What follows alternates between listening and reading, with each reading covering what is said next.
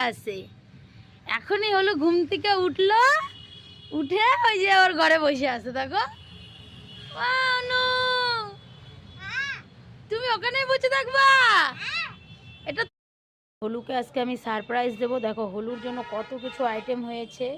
হলুর জল রেডি করে নিয়েছি, এই যে আমার চা, আর এই যে হলুর জন্য দুধ কেলস একদম রেডি হয়ে গেছে। আর এই যে এখানে আছে মালপোয়া, কালকে এগুলো আনা হয়েছে। তো চলো দেখি এখন হলু কোথায়। হলু, ওই দেখো ওর ঘরে ঢুকে বসে আছে, ও দেখছো?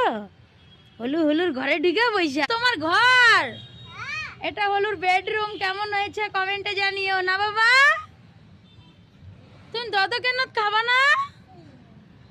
এ মাথায় বাজ পড়ে গেল, ছি নাক কটায় না, হাত বের করো। আর এই যে হলুর দিদি এখন ঘুম থেকে উঠলো, উঠে এই যে এখন ব্রাশ করতেছে হলুদ দিদি। ও হলুদ দিদি, ও হলুদ দিদি, এ কই ঢুকে গেল। দেখলা তো বন্ধুরা, কত কি বলবো, আর ছাড়ো বাদ দাও। আর এই যে আমাদের হলু সোনা, এটা হলু তো বসে গেছে একদম নিজের জায়গায়। নে তোর দাদা ক্লাস নে।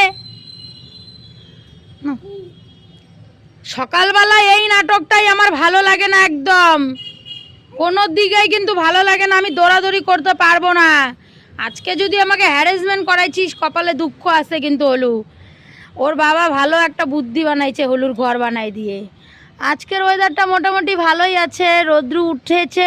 আর আজকে আমি সকাল সকাল সমস্ত কাজকর্ম করে নিয়েছি, শুধু আমি আজকে হলুকে সময় দিব না। হনু বাবা, চা খোরটা দেখো কিভাবে চা খাচ্ছে আস্তে। এই যে হলু একটু চা খাচ্ছে, বললো মা একটু চা দাও, তো পড়বে কিন্তু। এই যে হলু একটু চা খেয়ে নিচ্ছে, বললো একটু চা দাও আমি খাবো। তো চলো আমরা আমাদের খাবার দাবারটা সেরে নিই, তারপরে তোমাদের সঙ্গে দেখা হচ্ছে।